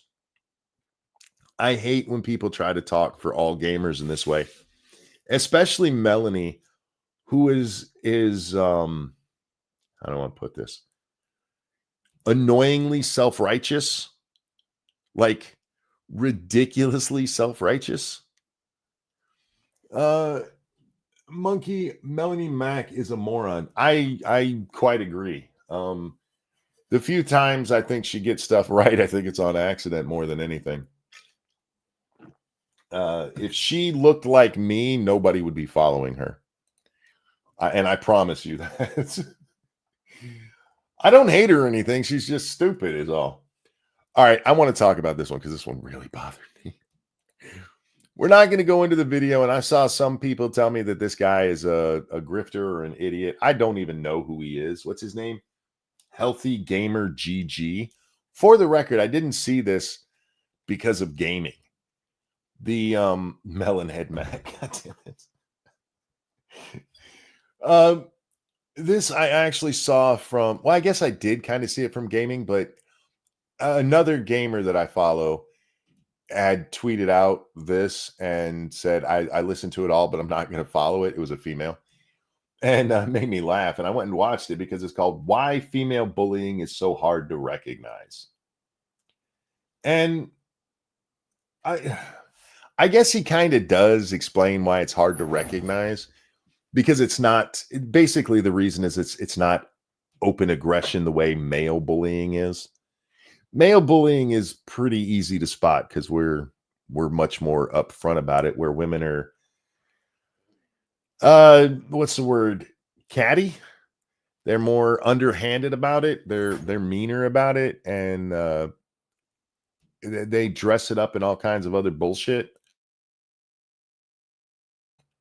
But what bothered me about this is at the time of me taking this screenshot, I was 3 minutes and 30 seconds into the video.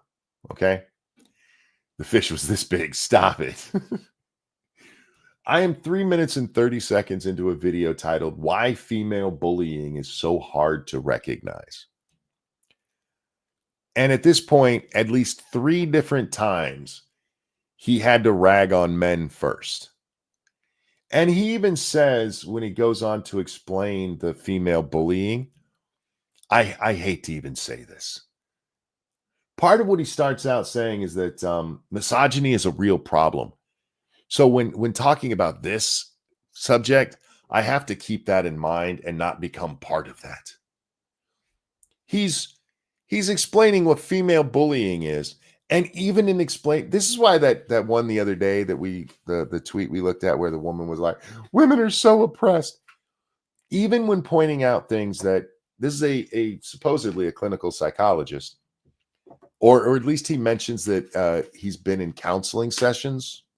So I'm assuming that's what he is. I don't know the guy. But this is a guy giving a statement about a real issue. Bullying does happen. And he can't even do it without having to self-flagellate and demean the process. You think if he did a video about male bullying that he would spend time talking about, hey, women can bully too. And misandry is a real thing and it's on the rise. And I don't want to become part of that. But we need to talk about, I don't want to talk about this. Because I don't want to be part of the problem. Do you think he'd pull that shit if he was talking about men bullying? But no, even in this, he's got to make sure everybody knows, look, the women are the best. We don't question the women, even when they're fucked up. Even when they're fucked up. Thank you, Shaka Khan. Oh, wow. I don't know what that first word is there. I can't tell. I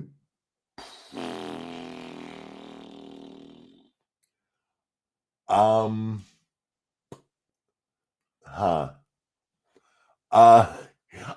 to read this, and I don't know.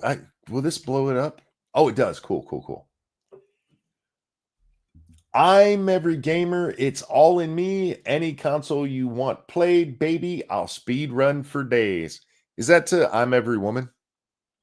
The problem is you said several eyes at once, and my eyes are all fucked up. So that made me think I was missing a word there. Anyway, thank you so much for the donation. Dr. K has definitely ragged on women before, but he does tend to stay neutral if at all possible. Is that who I'm talking about here? This guy? I don't care about him ragging on men or women. I care about the fact that you can't have a discussion about things that are wrong with women without having to dog on men. You can't come out. You could have a woman murder a child on national television. And in order to talk about it, you'd have to go, Look, men kill babies sometimes too.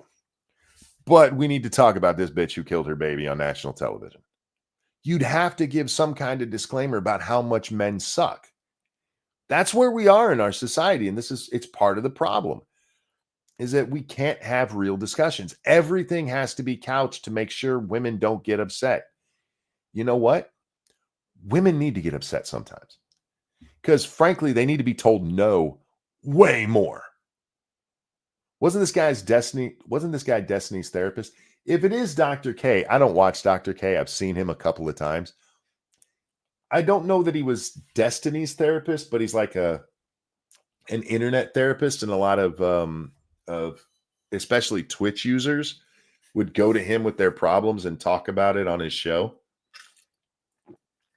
He's like a Dr. Phil-esque kind of character who tries to be more normal. Rolls up a newspaper. Damn Skippy. I couldn't believe it. And not just once. He didn't just do it once. He had to do it, like I said, at least 3 times in 3.5 minutes. We get it. You're pussy whipped. No one's going to think that you hate women because you pointed out that sometimes women are fucked up. In fact, it makes me think you're afraid of women. It makes me think that your whole thing there, why female bullying is so hard to recognize, is a cry for help. The women are abusing me. Newsflash, sometimes women suck. Sometimes they just suck. And no, I'm not qualifying that with how men might suck. Sometimes women just suck. And I don't need to qualify that because it's just reality. I'm not couching that shit. No, I'm not watching Mike be half naked. Do I want to address anything else I've seen today? Yeah, we'll end on this one just because it made me laugh. I don't know when this is from. This is from March 19th of this year. And I swear I've seen it before. I couldn't talk about it on the show or not, so we're going to talk about it on the show because it's funny. I hope this is a troll and that they just did very, very well at trolling. But I don't trust the intellect on Twitter enough to believe that. Thank you, Dark Resurrect, for that feminist $12. There's one situation where you have to caveat women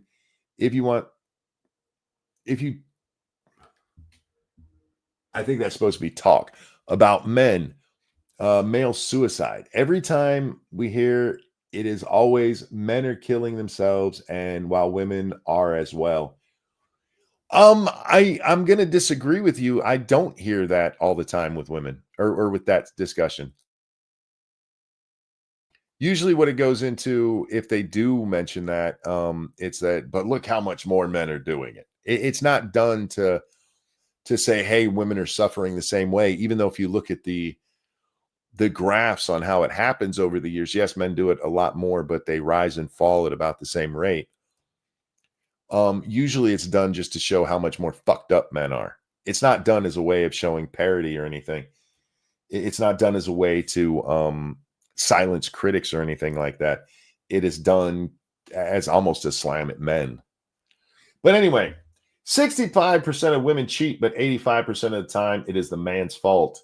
E.g., women tend to cheat because they feel lonely for long periods of time in a relationship, and so might lean on another male for support and accidentally have sex with them.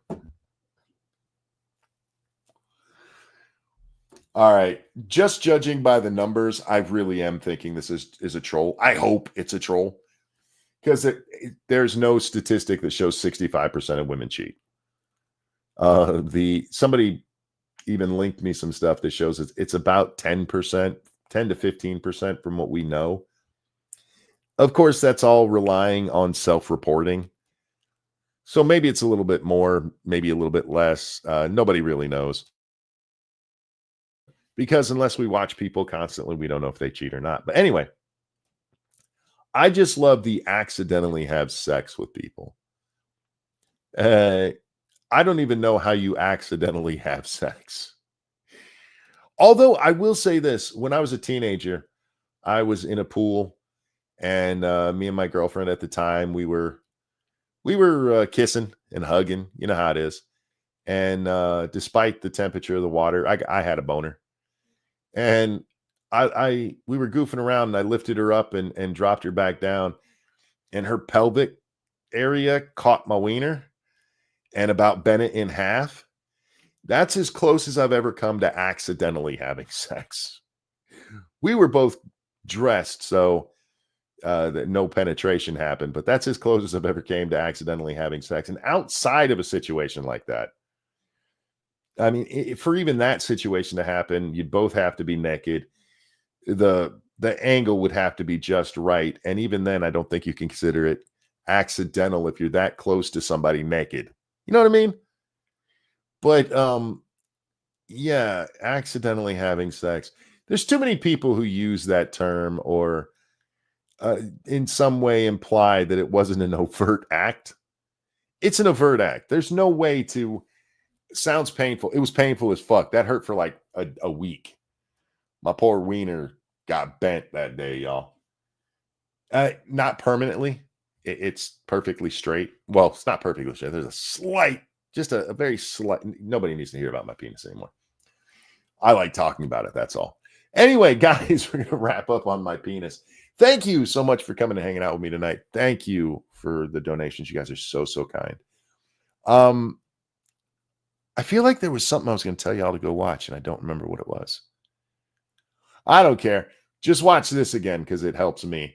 Thank you for everything. You guys are awesome. Take care of yourselves, and I'll see y'all next time. This is the song that lets you know that it's okay to go back to the dirty hoe you were with before the show.